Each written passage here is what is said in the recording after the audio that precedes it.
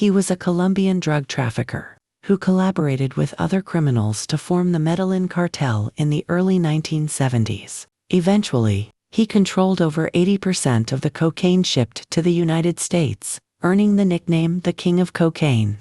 He amassed an estimated net worth of $30 billion and was named one of the 10 richest people on Earth by Forbes. He earned popularity by sponsoring charity projects and soccer clubs. But later, terror campaigns that resulted in the murder of thousands turned public opinion against him. After surrendering to the Colombian authorities in 1991, Escobar escaped detainment in 1992 and was a fugitive until his dramatic death in December 1993. In this video, we are covering the early rise of Pablo Escobar, from his humble beginnings in Colombia to his first steps into crime, including tombstone theft, fake diplomas, and the Marlboro Wars. Watch how a boy with big dreams became a future drug kingpin. Imagine you were born in a poor family, in a poor country, and by the time you were 28 years old, you have so much money you can't even count it.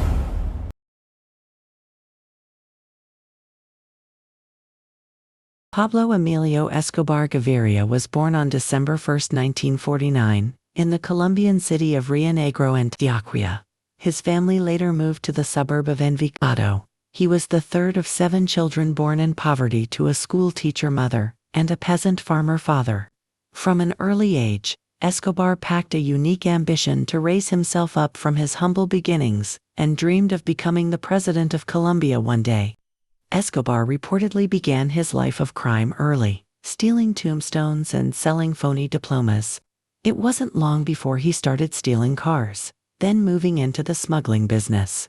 Escobar's early prominence came during the Marlboro Wars, in which he played a high-profile role in the control of Colombia's smuggled cigarette market.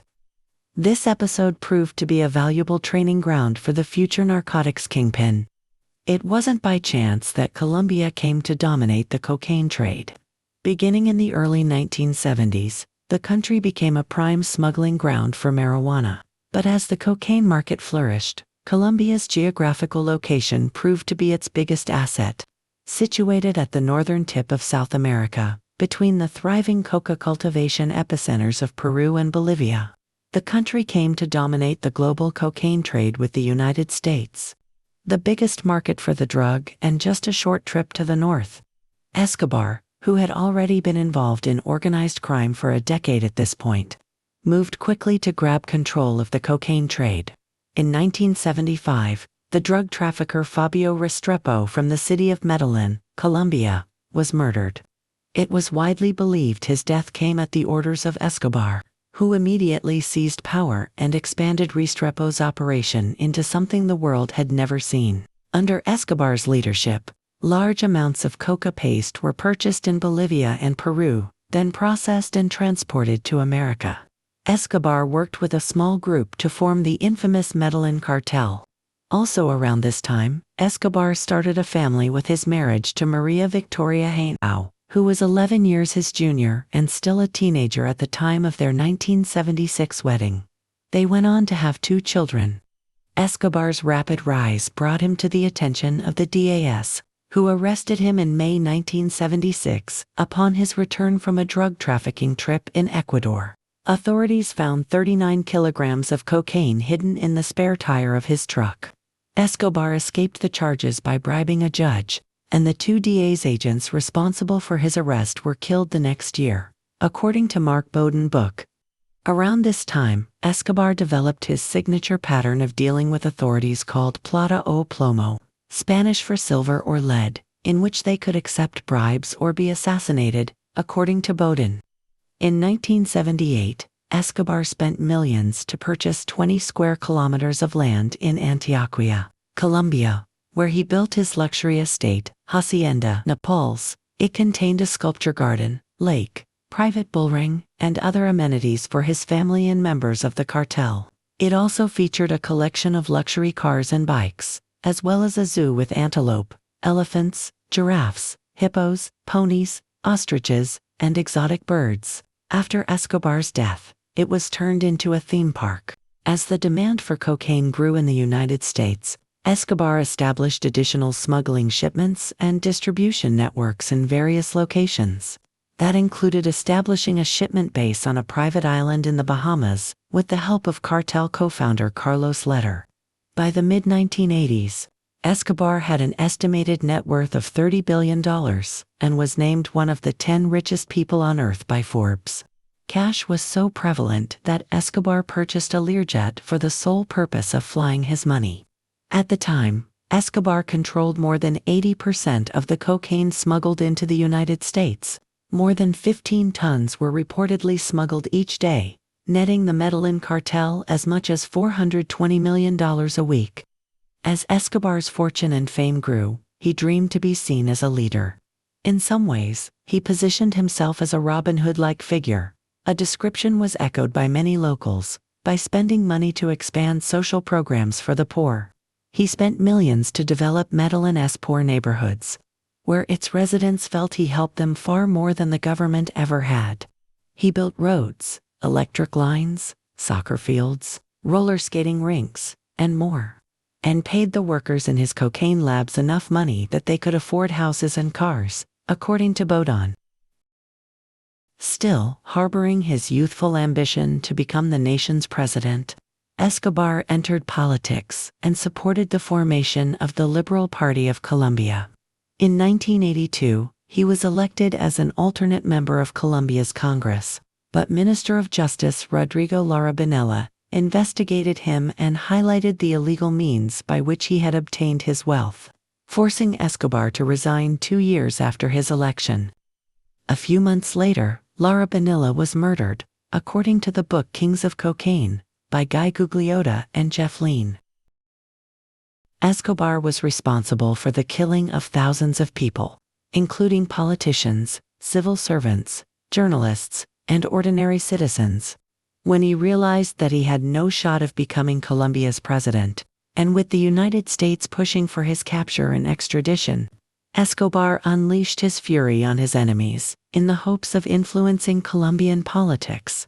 His goal was a no-extradition clause and amnesty for drug barons in exchange for giving up the trade. Escobar's terror campaign claimed the lives of 3 Colombian presidential candidates, an attorney general, scores of judges, and more than 1,000 police officers. In addition, Escobar was implicated as the mastermind behind the bombing of a Colombian jetliner. In November 1989, Escobar arranged for a bomb to be planted on Avianca Flight 203, a domestic passenger flight, as part of an assassination attempt against one of his political enemies, presidential candidate Cesar Gaviria. He missed the flight and avoided injury, but the bomb detonated and killed all 107 people on board. 9 days after the airplane bombing, more than 50 people were killed and more than 2,200 were injured when a truck bomb detonated outside a DAS building in Bogotá, Colombia. The Medellin cartel was also believed to be responsible for this attack. Escobar's terror eventually turned public opinion against him. By the 1990s, Escobar was facing increasing pressure from the administration of President Cesar Gaviria, particularly after Escobar's alleged assassination of presidential candidate Luis Carlos Galen in Ijo Bajo in June 1991. Escobar negotiated a surrender to Gaviria's government in exchange for a reduced sentence and preferential treatment during his captivity. A law at the time prevented his extradition to the United States. Escobar built his own luxury prison called La Catedral, which was guarded by men he handpicked from among his employees. Often called Hotel Escobar, the prison came with a casino, spa, nightclub, football field, jacuzzi, waterfall, and giant dollhouse. In June 1992, however, Escobar escaped when authorities attempted to move him to a more standard holding facility. A manhunt for the drug lord, with help from the U.S. Drug Enforcement Administration, was launched that would last 16 months. During that time, the monopoly of the Medellin cartel, which had begun to crumble during Escobar's imprisonment as police raided offices and killed its leaders, rapidly deteriorated. Escobar's family unsuccessfully sought asylum in Germany and eventually found refuge in a Bogotá hotel. Escobar was not so lucky. Colombian law enforcement finally caught up to the fugitive Escobar on December 2, 1993. In a middle-class neighborhood in Medellin, a firefight ensued, and as Escobar tried to escape across a series of rooftops, he and his bodyguard were shot and killed. Escobar had just turned 44 years old the previous day. Escobar's death accelerated the demise of the Medellin cartel and Colombia's central role in the cocaine trade. His end was celebrated by the country's government and other parts of the world, and his family was placed under police protection. Still, many Colombians mourned his killing. More than 25,000 people attended Escobar's burial. He built houses and cared about the poor, one funeral goer said at his funeral, according to the New York Times. In the future, people will go to his tomb to pray, the way they would to a saint. Pablo Escobar with his wife Maria Victoria in 1983. In 1976, when he was 26, Escobar married 15-year-old Maria Victoria Haino. She was so young that before marrying her, Escobar had to get a special dispensation from the bishop, which was obtainable for a fee, according to Bowden. They were married until Escobar's death. The couple had 2 children together, a son, Juan Pablo, and a daughter, Manuela. Today Escobar's son is a motivational speaker who goes by the name Sebastian Marroquin. Marroquin studied architecture and published a book in 2015, Pablo Escobar, My Father, which tells the story of growing up with the world's most notorious drug kingpin. He also asserts that his father was not shot and killed, but rather committed suicide. My father's not a person to be imitated, Marroquin said in an interview. He showed us the path we must never take as a society, because it's the path to self-destruction, the loss of values, and a place where life ceases to have importance. Escobar has been the subject of several books, films, and television programs. Among them was the popular 2012 Colombian television miniseries, Pablo Escobar, El Patrón del Mal, which was produced by Camilo Cano and Juana Uribe, both of whom had family members who were murdered by Escobar or his assistants. Escobar was also portrayed by Academy Award-winning actor Javier Bardem in the film Loving Pablo 2017, which also starred Penelope Cruz as his girlfriend Virginia Vallejo. The 2015 Netflix television series Narcos was based upon the Escobar's life, told largely from the perspective of Steve Murphy and Javier Pina, 2 American drug enforcement agents who worked on the Escobar case for years.